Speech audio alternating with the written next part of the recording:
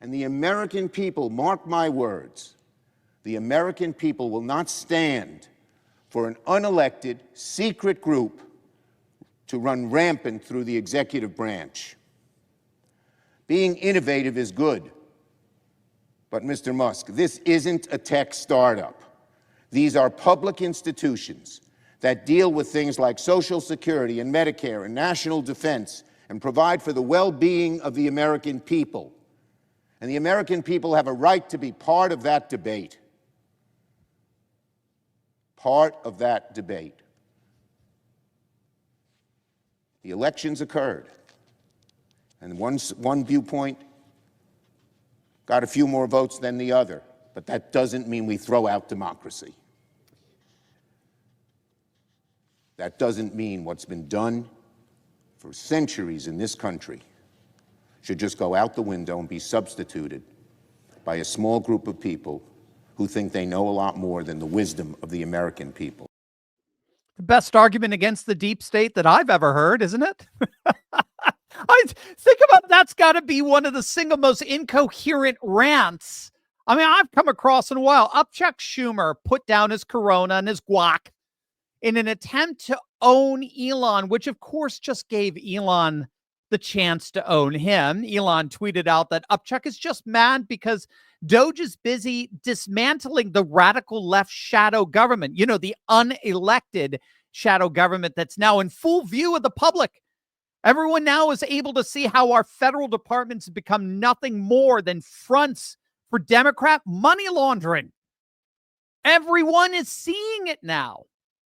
But maybe, just maybe, perhaps Upchuck is upset because he's suddenly realizing the state of his party. Perhaps he's turned into CNN and saw something like this. Tired of the white tears. Listen, if you are competent, you are not concerned. When I walk into Congress every single day, you know why I don't feel away and why you can't make me doubt who I am is because I know that I had to work 10 times as hard as they did just to get into the seat. When you look and you compare me to Marjorie Taylor Greene or me to Lauren Boebert, there is no comparison. And that is the life that we have always lived. So the only people that are crying are the mediocre white boys that have been beaten out by people that historically have had to work so much harder. This is why they don't want us to have education. This is why they are trying to literally say we won't fund the HBCUs, because they know that if they've already gone after affirmative action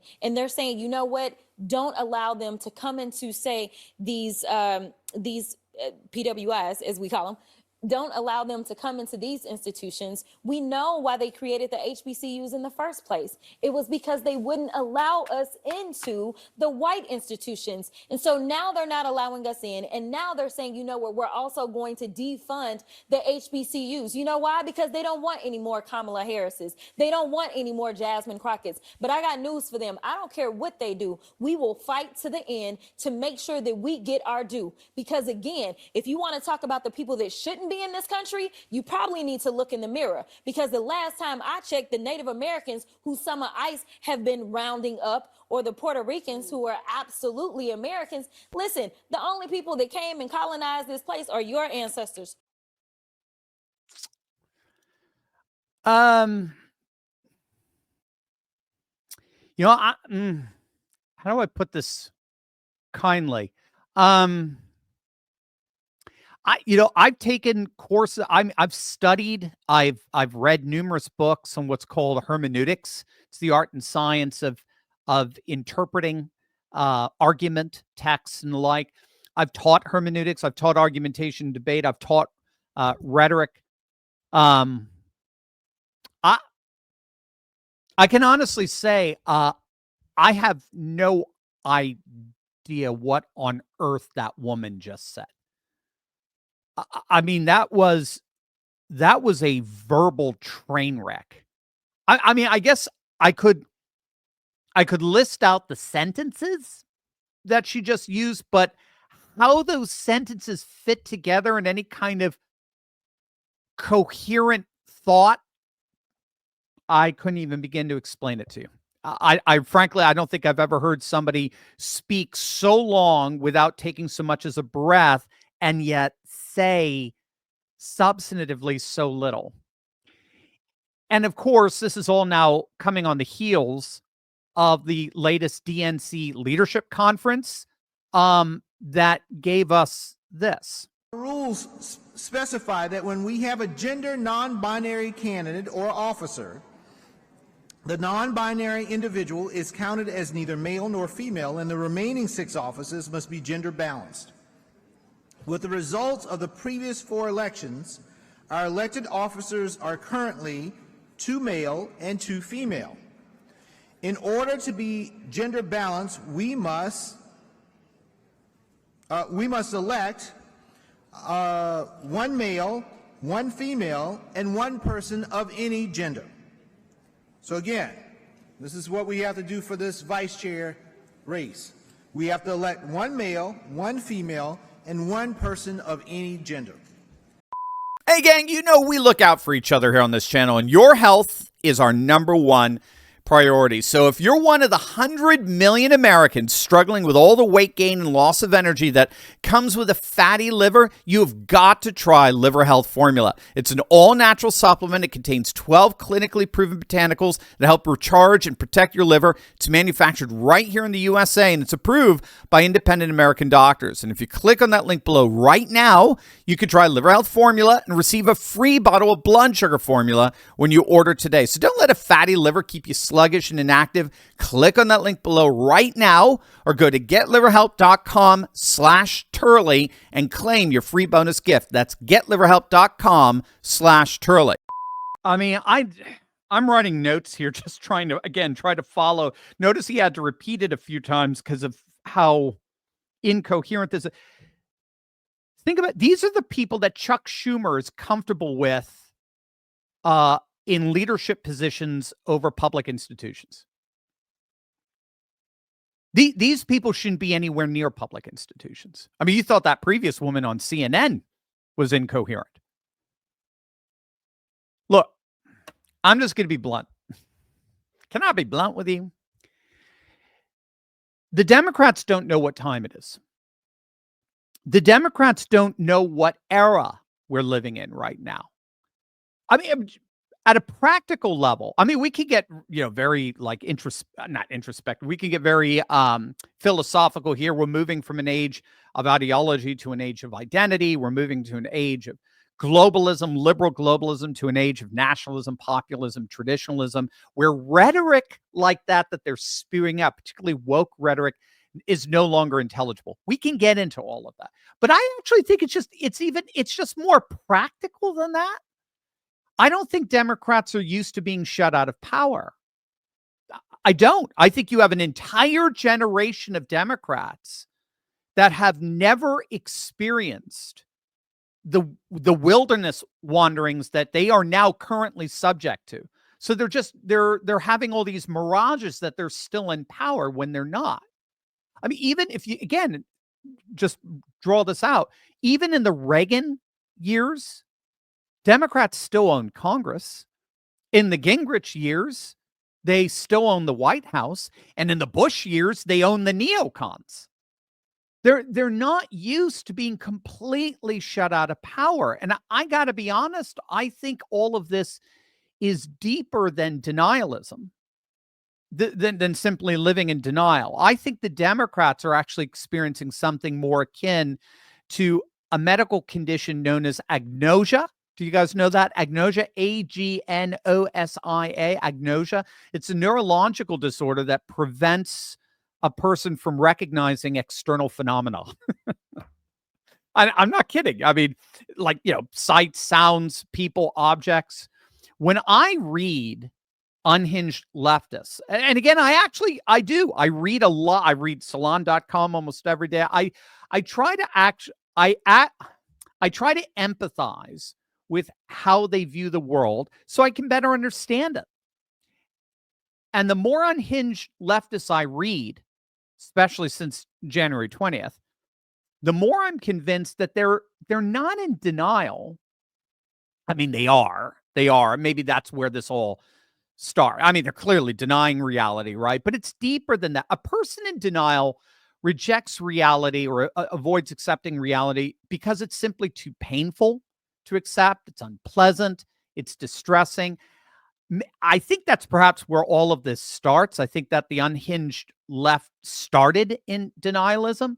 But the more I read, the more I listen to them, the more I listen into that DNC leadership conference, the more I listen to that lady ranting on CNN, the more I'm convinced that they are actually more akin to suffering from a collective form of agnosia, the total impairment of their recognition faculties. I mean, even more specifically, there's a condition called anosognosia, where a person can't even recognize their own health problems. Again, the key here is that there is sort of an innate inability here. So denial avoids accepting reality because it's too painful, whereas someone with agnosia or anosognosia can't recognize the problem at all. They have impaired abilities to recognize external phenomena. They can't recognize that they have a problem. And because they can't recognize they have a problem, then people in this condition often don't see the need to care for that problem.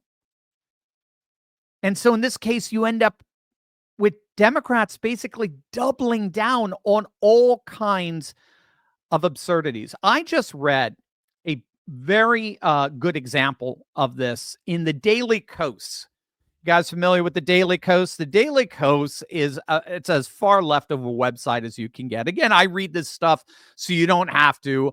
I actually read more left-wing sites than right-wing sites because they often inadvertently reveal what's really going on in the nation in terms of the collapse of globalism and wokeness and the like.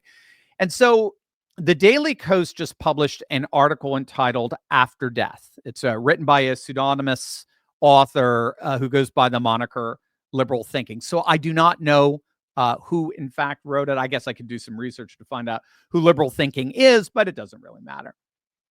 It's an article that bills itself as a postmortem on the election on November 10th. And of course, a postmortem after a stinging defeat, a stinging electoral defeat, generally involves reflections on what led up to that disaster and thoughts on how it could be avoided in the future and what takeaways one could apply for the next election. I mean, the Republicans, for example, famously did this postmortem after the 2012 Romney loss and concluded they actually concluded that they needed to be more like the Democrats and start running their own identity politics candidates. So that's why at the time Marco Rubio was being pushed so hard, if you remember that, leading up to 2016. And it's also why the Republican establishment it's one of the reasons why they so absolutely freaked out when Trump came on the scene, because they thought his brash populism was like the total opposite of what they were supposed to be doing, being more like Democrats and embracing the identity politics. Well, regardless, I was interested in this Daily Kos piece to see what lessons were being learned by the far left and at least by some Democrats from this disaster in November. And I wasn't 3 paragraphs into the article before I learned that this postmortem wasn't about the Democrats. It was about the Republicans. So this author thought there was literally nothing for the Democrats to have learned from November. I kid you not, nothing. What we learned, according to this author, was that the Republican Party is what is technically post-mortem. It's the Republican Party that died in November, not the Democrats. It's clever. I'll give him that. You could read the article yourself. But I think you're going to be stunned by the utter self-defeating recalcitrance and total lack of self-awareness that this author exemplifies throughout the entire article. It's frankly shocking. And what? I mean, at one point, it's even a bit frightening in realizing just how deluded and deranged certain people like this can be. So this author, Liberal Thinking, has convinced himself that the election in November was won by a cabal of ultra wealthy that basically duped the American people. It's an ultra wealthy cabal that duped the American people. He's convinced himself that the Republican Party, being the party of big business, basically sold its soul. It sold out its morals. And we know that because of who they nominated as their presidential candidate, a twice impeached 34 count convicted felon. So the impeachments and the felony charges and convictions for this guy are impeccable. They're beyond reproach. He seems to be totally unaware. Again, at least appears to be. He's unaware of the notion of weaponized lawfare that was so central to the support of Trump. That just, for whatever reason, that's just not on his hermeneutic horizon. No, if you're supporting Trump, there's something morally debilitating about you. So the Republican Party is the party of big business, even though most billionaires, ironically, supported Kamala almost 2-1, according to the Wall Street Journal, which caused them to lose this cabal caused them to lose their morals and embrace a convicted felon who wants to impose authoritarian rule on the nation. That's right. Trump is the first fascist authoritarian to actually be shrinking government. It's very, very fascinating. No, he does not get into that. I think I saw that on a Babylon Bee or something like that. So as a result, now all the Republicans want to do is basically see you die. I'm sorry. I'm trying to present the argument. I'm trying to be responsible. Okay. I'm serious. This article, yes, was clearly hyperbolic, but my gosh, I mean, this is where the guy went. The Republicans sold their soul to this felon. And now they're in power, and all they want to do is they want to see you die. They want to get rid of all the regulations that keep you safe. They've gutted all the Green New Deal factors that preserve the planet and the biosphere and the like, so that these immoral Republicans are going to cause more and more people to die. That's going to be the result.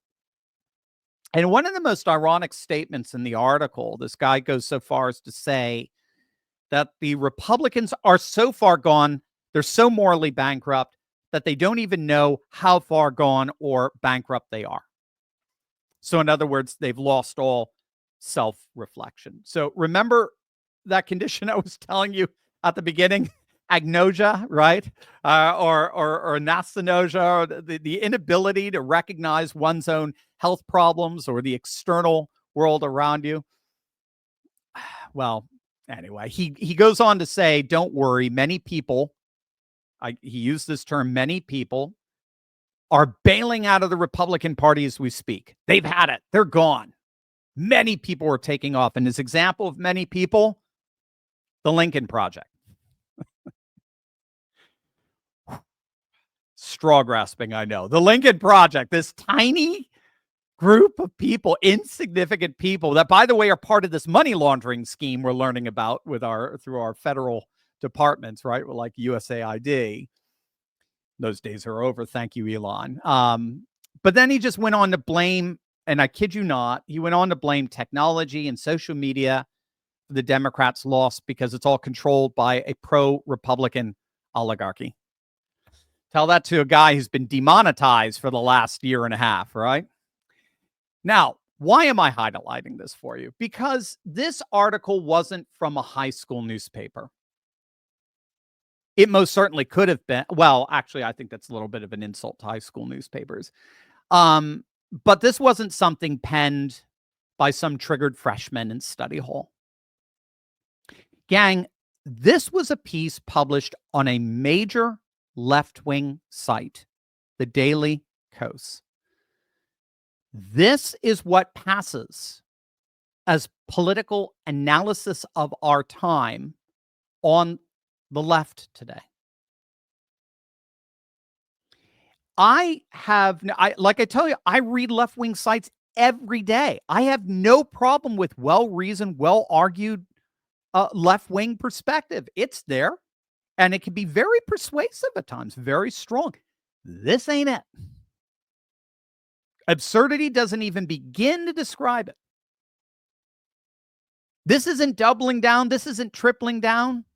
There's nothing to double down on here. These are the rantings of a lunatic. And they appear to be sentiments shared by many, many fellow liberals. Otherwise, I don't see how it makes it through. If they do have an editorial process, I don't know. So we'll, of course, see how things play out in the near future here. But if the new DNC leadership and Chuck Schumer and CNN and this article are any indicators, the Democrats really are imploding. They're unraveling right before our very eyes, and it appears that it's their own war against reality that will be their ultimate undoing.